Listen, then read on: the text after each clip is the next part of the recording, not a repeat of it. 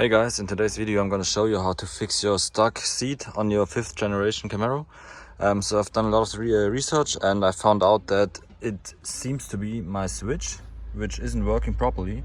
So I got my windows tinted and somebody moved the seat all the way forward with the switch, and the switch goes forward but doesn't move backwards, and that's my problem. So I took the switch out and now you can see the inner part of the switch, and it's a bit complicated but you can get yourself into it.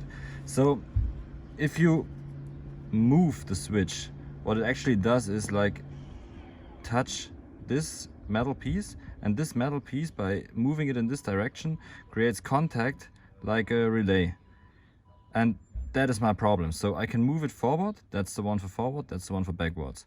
I can move it forward because that one still works, and I guess somehow the plastic is broken or whatever, and I can't move it backwards. But if I take everything apart, which I already did and I'm going to show you now, then I can move it manually with a screwdriver. But be careful, because you can just touch one of the contacts and hotwire it and damage the fuses, so be careful while doing that. So you can't see it now, but you can hear the motor working. So I connected it now, and if I take the screwdriver and move this little piece onto the contact here,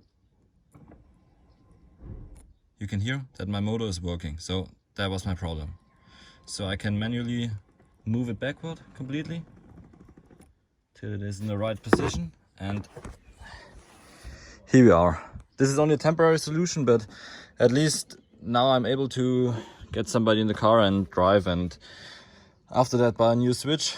But yeah, as I already told you, it's a temporary solution, but it can help you if you're stuck somewhere or whatever. Thanks for watching the video. See you next time.